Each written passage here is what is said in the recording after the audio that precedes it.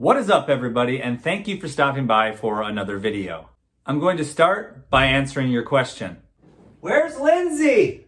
To answer your question, today's topic is something that's really my specialty and one that she doesn't know much about. So I guess I'm flying solo.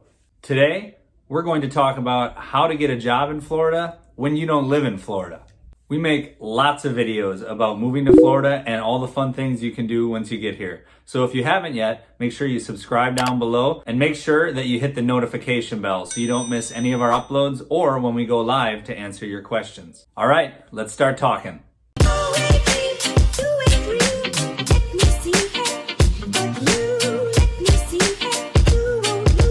The first thing that you want to focus on before you even start applying to jobs in Florida would be your resume and a cover letter.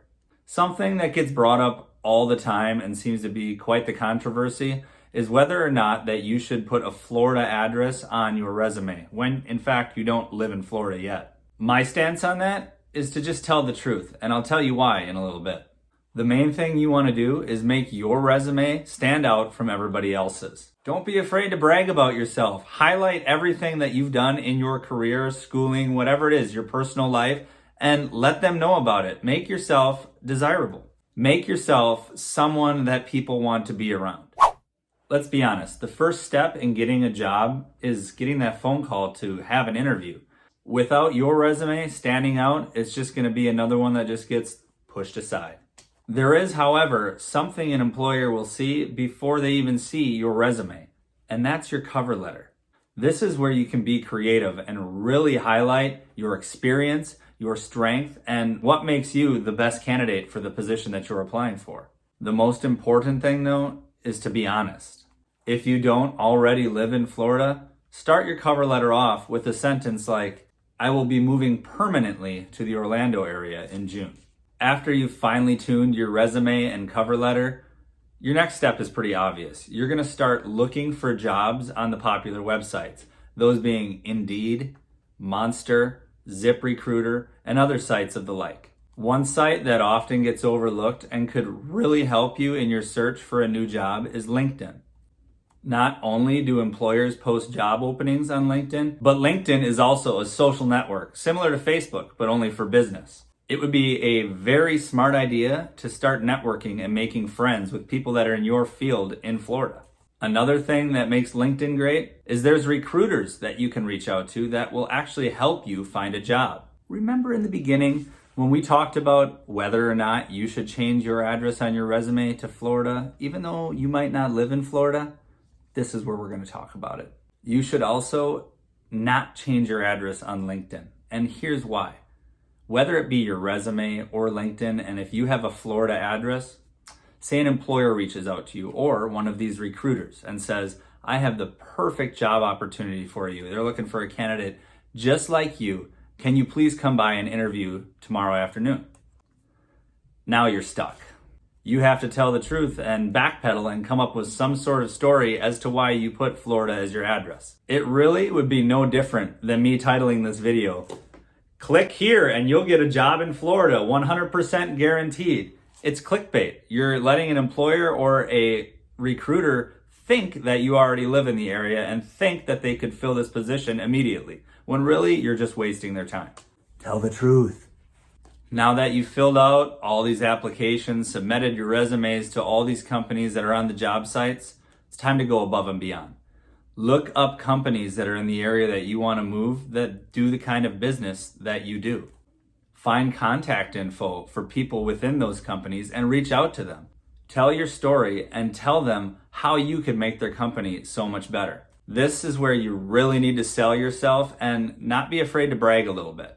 I could almost guarantee you that 90% of other people that are applying for these jobs from out of state are not doing this. So you've listened to all the tips, done everything I've said, and now guess what? You're starting to get emails, phone calls, maybe people requesting interviews. Almost 100% of the time, companies are going to want to do a phone interview first to really feel you out and gauge your seriousness for the position. If all goes well, hopefully some of these employers will then invite you down for a face-to-face interview. And in case you're wondering, this is what all job interviews in Florida look like. It is completely acceptable to negotiate the employer paying for some or all of the travel expenses, so make sure you work this out before your trip. Also, make sure that you know pertinent details about the job before you really waste people's time and money by making an unnecessary trip down here. Things like a minimum starting salary, for example, would be very important to know before you make the trip. Now, when you get your first call, you may be very, very excited to schedule that interview as soon as possible, and you probably should.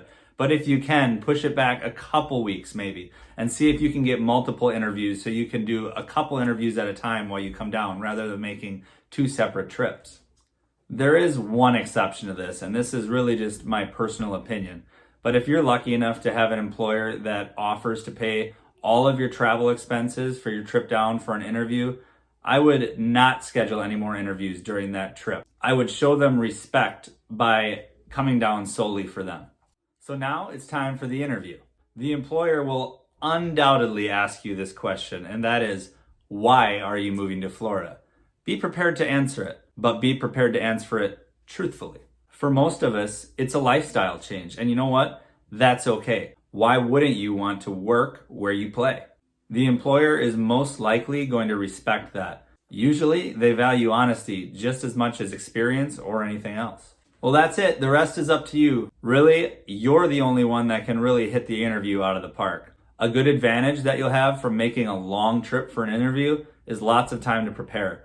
I used my time in the plane to write questions on a notebook that I thought the interviewer was going to ask, and I literally wrote down my answers and rehearsed the interview to myself within the plane. That's it for this video, guys. I really hope that you got some good information out of this, and make sure you subscribe down below, and I will see you next time.